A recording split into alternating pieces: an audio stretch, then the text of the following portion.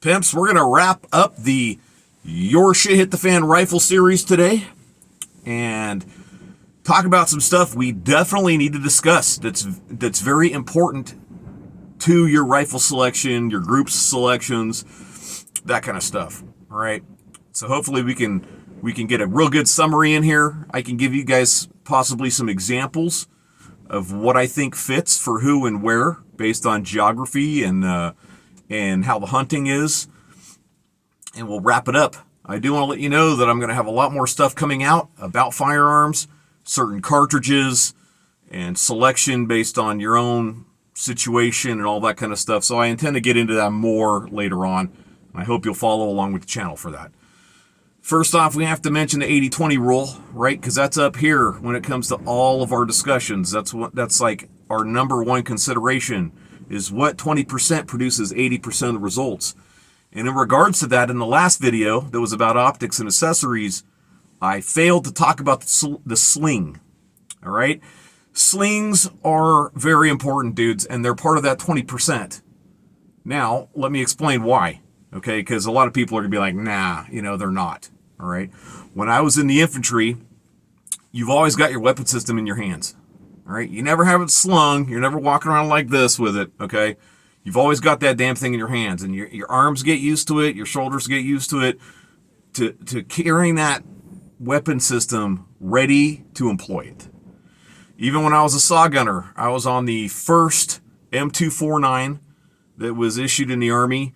And the original one was like 29 pounds or some crap. It was ridiculous. It had this super heavy-ass buttstock on it.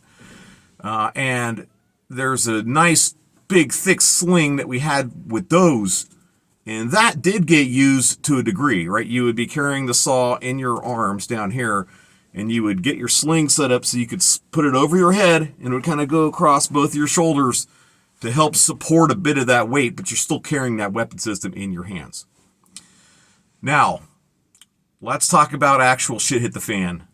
Okay, you're going to be starving. There's times when you're going to be dehydrated, completely exhausted.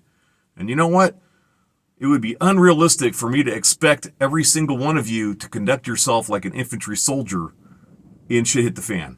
And there's going to be some point in time when that sling, when you're going to need it. And you're going to be glad you had it because you might be so weak, it may be hard to carry that rifle around with you. So what I think is more important is that you have a good sling, and there's a lot of different varieties, 2-point slings, 1-point slings. I don't think it matters so much. There's ching slings. I don't think it matters so much as it does making sure you have a quality sling and learning how to get that weapon system into action rapidly while carrying it on a sling.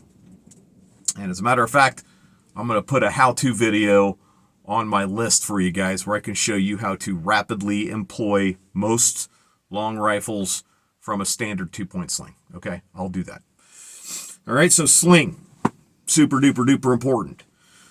Let's talk about, the rifle in general and shit hit the fan, dudes. And I've got some really good comments from you guys. I really appreciate those.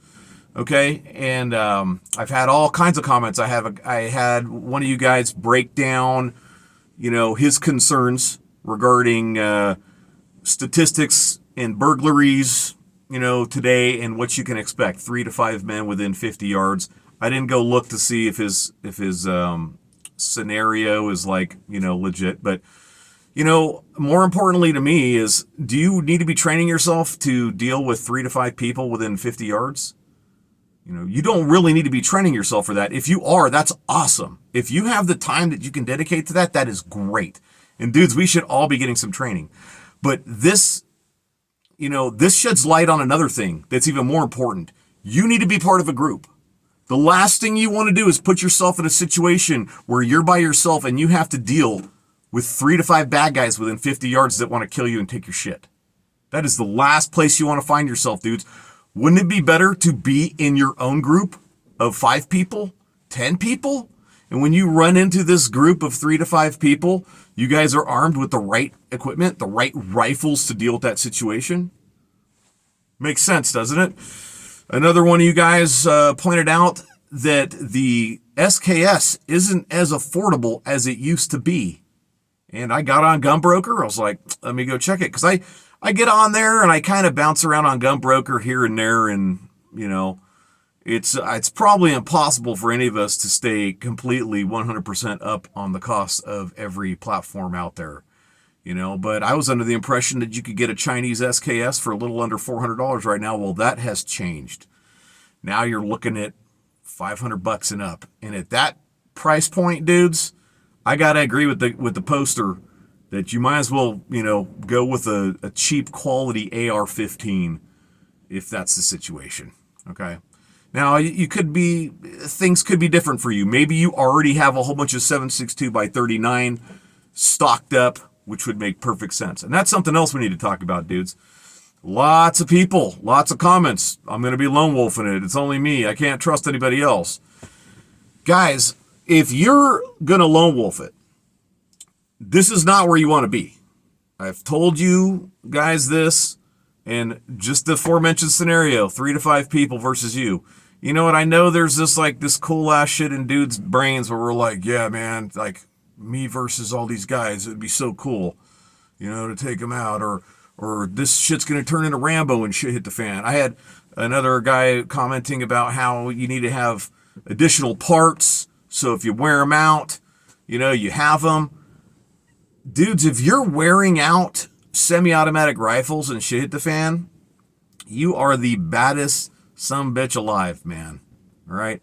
That means that there were 10 sons of bitches in town and the other 9 called you sir.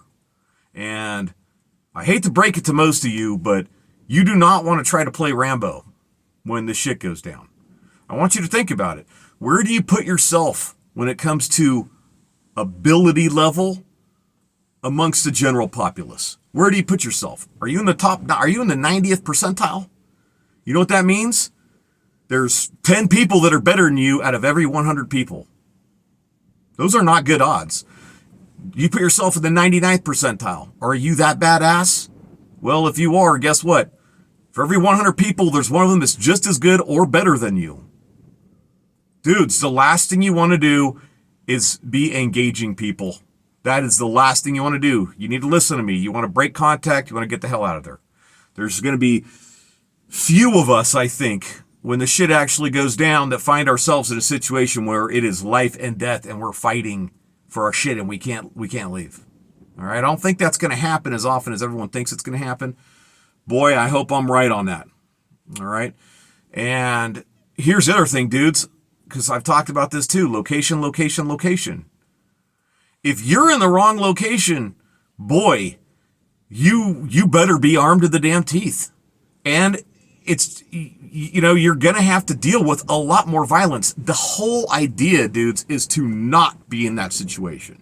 That's the whole idea. All right. Now let's talk about it real quick. Lone wolfing.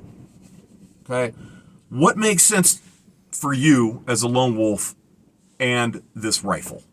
So we kind of get a little bit back on track about your specific rifle. Okay. It's really going to depend on where you are. How many people are nearby? If you're in an area that's highly populated, you really need to go semi-automatic. You really have to. You have to. And if any of those of you that are in a group too, you should definitely have semi-automatic rifles in modern intermediate cartridges. But as a lone wolf, you're pretty much forced to. If you can only have one, that's what it has to be. All right.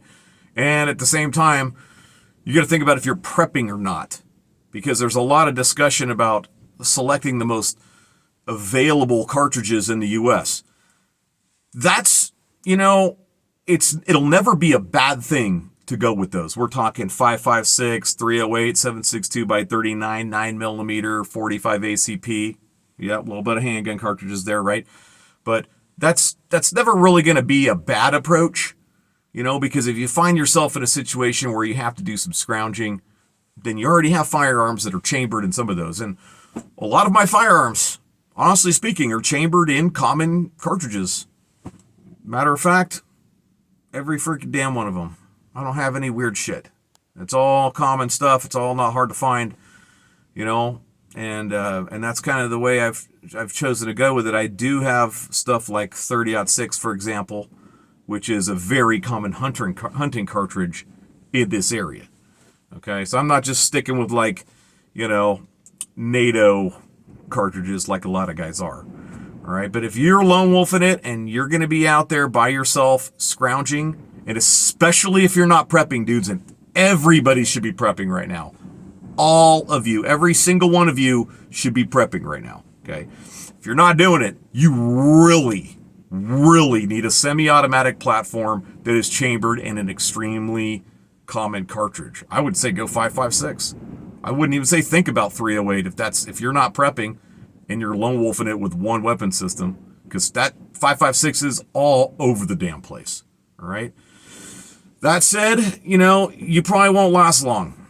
If you're in a heavy populated area and you think even if you're at the 95th percentile among shooters in the U.S., you probably won't last long. You're in a bad place, you're not prepped. It's going to be really, really hard, dudes. And as fun as it would be to freaking come through shit hit the fan acting like Rambo, it really won't be fun. And you really won't make it. All right, dudes, you got to be smart. You got to think about this differently, okay? Let's talk about groups in firearm selection. Obviously, you're going to want to have some semi-automatics that can keep people's heads down and can put some serious lead down range rapidly, right? But you're also going to want to have some more specialty firearms. Firearms are a lot like knives, okay? A do-it-all knife can do everything, but it can't do anything good. And rifles are the same way.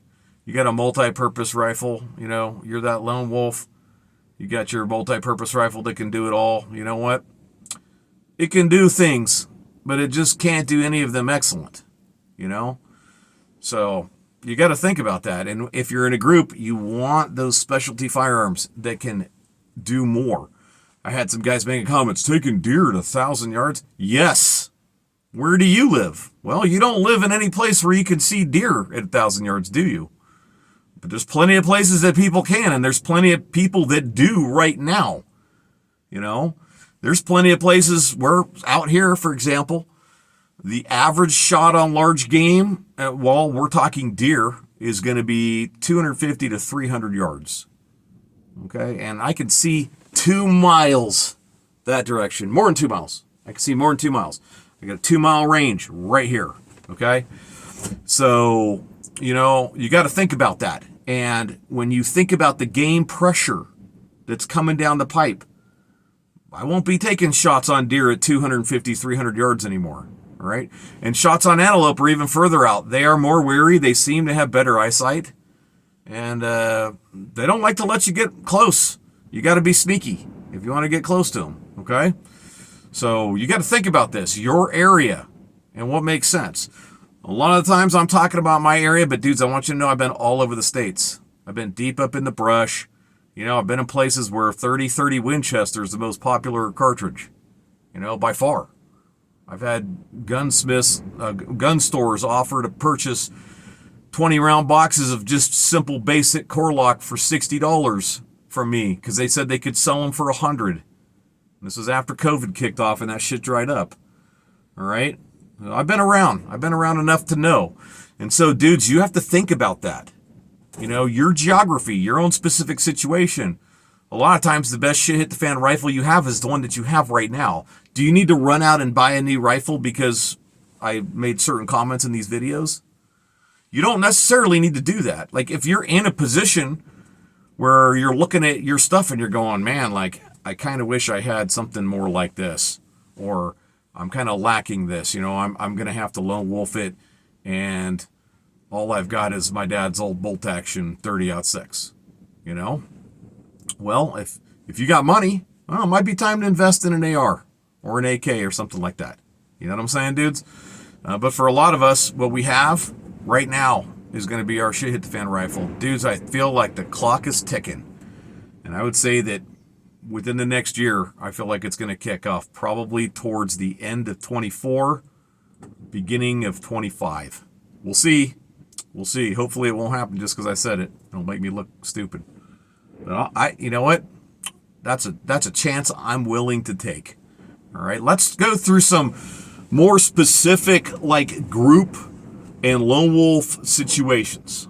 All right, let's go through it. All right, we're going to start with the lone wolves. This is a hard one, dudes, and you're going to have to, all of these are going to be tweaked by your own personal knowledge, situation, experience, comfort, all that shit. Okay? But let's say you live in Orange County, Southern California, in LA, or the outskirts of it, and you're going to have to lone wolf it. What kind of weapon system is going to work for you? Because it's going to be a weapon system.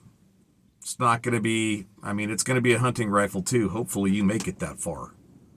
Right? But where the hell are you going to bug out to? What kind of shit hit the fan are you getting ready for? If you're getting for nuclear war, you're already dicked up by living there because it's going to get nuked. Okay? So let's say you're planning on getting EMP'd maybe, or, the end of the rule of law, right? Or some other form of the end of the world as we know it. Hopefully one where nukes don't happen, okay? Well, what are you going to do? What's your plan? Where are you going to go? You're going to have to get your ass out of that highly populated area. You definitely need a semi-automatic rifle if you can only have just one, all right? And dudes, you always need to plan for going on foot if you're bugging out. You need to plan for that. Do not expect to be able to make it out in a vehicle. You should definitely try to, okay? But you need to plan to make it out on foot. So if you have to make it out on foot, what weapon system do you need? Obviously, some sort of semi-automatic rifle. Now, you live in the great commie state of California, okay? So, AR-15s have to have those bullet buttons, and there's mag capacities. Now, of course, the shit hits the fan. What are you going to do with the damn bullet button? You're going to take it off, right? Because there's no law anymore. You're the law. Whoever can enforce the law is the lawmaker, right? Okay, so you could have an AR with a bullet button. You could have a Ruger ranch rifle of some sort.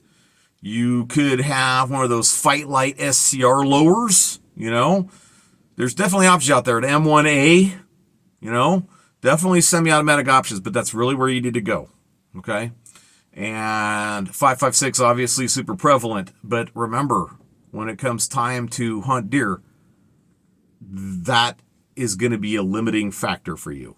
It is. It's going to be better than 7.62 by 39, okay? Because 7.62 by 39 is excellent within 200 yards, but when you start getting past that, it's going to be harder for most people to make good hits on large animals past that, okay? I'm not saying you can't do it.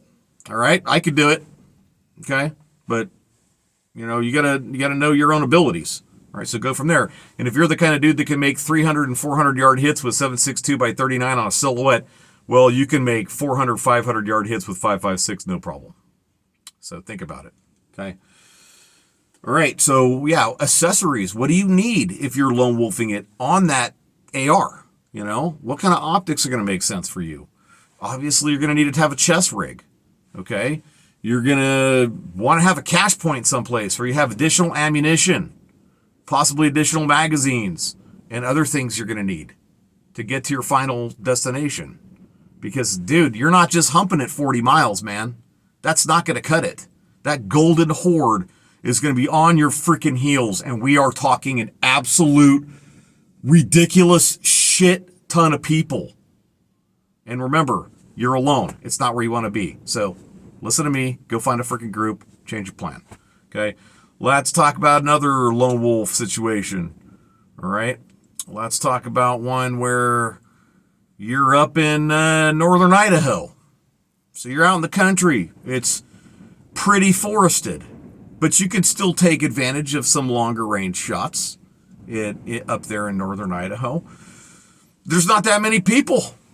No one wants to live up there because it is shitty ass cold in the wintertime, right? So you're not so worried now about having to deal with a whole bunch of armed people, okay? And, that allows you to be, to have a lot more options when it comes to chambering in your rifles. And you know what? To be honest, chances are if you live in northern Idaho and you've already been hunting, you're probably already in a pretty good place as far as what kind of rifle, what kind of weapon system you need. you know, and so you're probably pretty squared away, and I already gave you all that other information in the video, you know, but you want to be able to take large animals, extended ranges, you want to be able to process them rapidly, and if you had to, you want to be able to defend yourself. But remember, you're trying to avoid that, okay, at all costs, basically, at all costs, all right? Let's talk about some groups. Let's talk about a 4-person family, all right? We're going to say that you've got a 12-year-old son, a 14-year-old daughter, your wife, and yourself. Now, hopefully you listen to me and you have gotten them out to the range and you've purchased firearms that they can shoulder and shoot effectively. Let's say you have not, though. Let's say that you're the only one that shoots, you're the only one that hunts, and you have an AR in 5.56 and a 30-06, a shotgun, and a couple handguns, right? So I know this is about the rifle, but I'm just trying to give you an overall picture of this situation for this person with these kids and his family, okay? Well, what you're going to do, obviously, especially if you have to bug out, is you're going to shoulder the 5.56 rifle because you're the only one that's proficient and it's capable of dealing with armed danger the most. You're just going to simply have your wife and your kids acting as mules and humping the rest of that shit for you.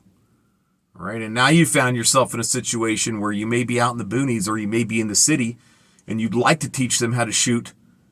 You didn't invest the time doing it before the shit hit the fan.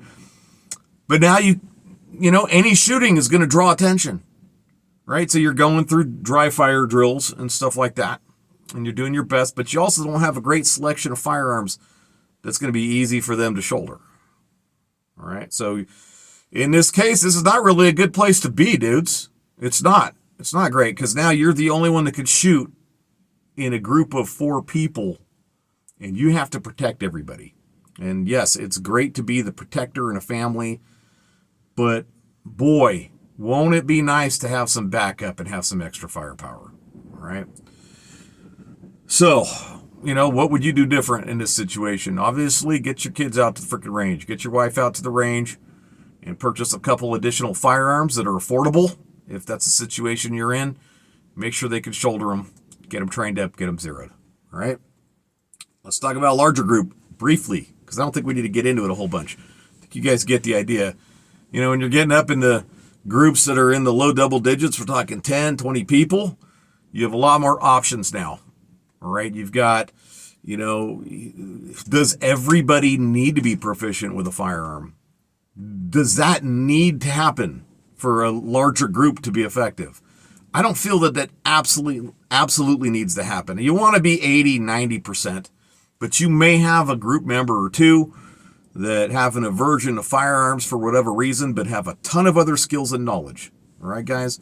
In that case, they're going to be a pack mule. They're going to carry ammunition and they're going to carry additional firearms that have a specialized purpose because that person's not going to employ them, right? The people that are actually proficient, if you're moving especially, need to be, you know, fielding something at that time that's going to be highly effective in dealing with dangerous circumstances and possibly opportunistic hunting. Okay? So I think you guys get the idea. You know, we're going to get into it more. I am going to end this series here because I think it makes a lot of sense. And I think it talks about a lot of the details and goes over the pluses and minuses and all that kind of stuff of a lot of different things. It's impossible to cover everything in 80, 90 minutes, dudes. All right, that's the total series length is roughly 90 minutes. Okay, but I am going to get into, like I said, additional details in the future. I hope you guys appreciate the content. I am creating more how-tos. I want to do more how-to videos. I just did my first one for the channel that I posted live recently about snaring rabbits. And one of my camera angles, well, a couple of them were kind of off a little bit. Apologize for that, but the learning curve is steep, and so they'll be much better next time. And yeah, that's it. If there's anything in particular y'all are interested in seeing regarding the how-tos, throw them out there. And I definitely listen to my patrons a lot more. A lot of the stuff I've been putting on the channel is stuff that my patrons have brought up. that, they'd like to see how to on, or they'd like to have me cover. So definitely check out my Patreon link in the description. Think about supporting the channel. And real quick, dudes, let me get into that, because I had a comment. A guy was frustrated that I asked people to go to my Patreon and to consider supporting the channel. And why don't I just get sponsored like everybody else? To be honest, guys, I don't know that I'll ever allow a sponsor to sponsor this channel. I don't know that I will, because I don't want to be influenced in any way by an outside business that's trying to make money. All right, I don't know that I want that. I'm not going to say never. Like, if it was possibly the right situation, then maybe I would. Okay, but I'm not looking for that. I'm not looking for it. I want this channel to be run by the audience, and more specifically, the patrons that are willing to go support the future of the channel financially. Because, dudes, we live in a day and age where companies like Google and YouTube are going to want to demonetize this kind of content at a point in time. And do you want me to be able to speak my mind freely, at least to a degree? I mean, obviously, I have to watch what I say a little bit, to reach as many people as possible. But guys, there is a lot of great YouTube creators that you guys love and you watch and you appreciate their content, and they're getting demonetized by the powers that be. You don't feel that, a little bit of financial support is going to encourage them to continue doing what they're doing? Of course it would. Of course it would. And that's where we need to be. All right, guys, we need to start thinking about things differently moving forward. If you're willing to pay $15 a month for a subscription to HBO Max, you should be willing to fork out a little bit of money to your favorite creators on freaking YouTube to help keep their channels running. All right? That's my opinion. That's my opinion. I'm going to let you guys go. Like, share, subscribe it. Definitely comments. All right? Especially regarding firearms type videos that you're interested in seeing down the road. And I'm going to let you guys go. I'll see you all in the next one.